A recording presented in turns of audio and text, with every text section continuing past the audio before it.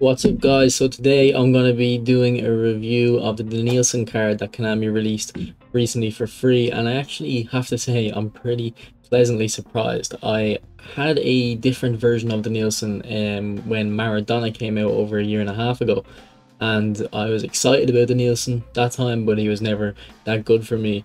But this one is pretty good now. It took me a few games to get used to him. You can see there with that skill move, one thing I would recommend is definitely put Marseille turn on him. I definitely feel like he missed Marseille turn, and you're going to see here he kind of misses that shot there that usually, if a player has good finishing, would go along the ground and into the bottom corner, but he had a bit of lift on it. So here he was 1-on-1 with the keeper, and I was worried he wasn't going to score, but he did manage to bury it with the outside curler. And then from this point on, I actually kind of felt like he was performing very strongly, and he was pretty good and reliable. Here's another example of his finishing. It was actually a really good finish.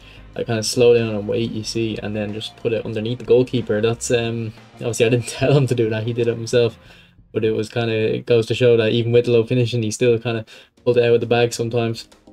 Here's what I talked about in the training guide, what Denilson would be good for.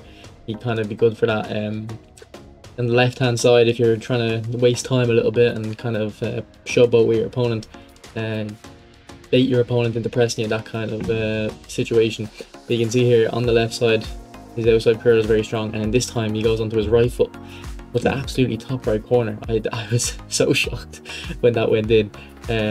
Here's just another clip of Van der Vaart. I have always had Van der Vaart, not always, had him for a few weeks now.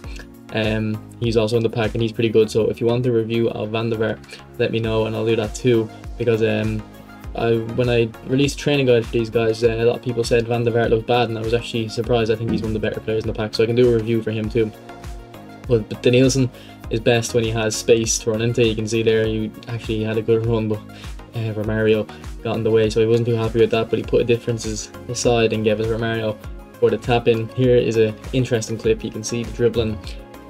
Here it cuts inside, and then it kind of bobbles, I think, but even with the low finishing on that right foot, he's still good. Now this game here, this one clip here, it shows how good his dribbling is. You can see there, beating two people. Now that last double touch was just bad for me. My opponent was a top 100 player, so he predicted it, but we went up the other end of the pitch a couple of seconds later, and this time around, his finish was good. It still kind of came off the ground, but it was in the back of the net. So if you want to know the build I used for Denilson, it's in this video here. It's the same build, and I have the builds for every other player that is available for free as well in there.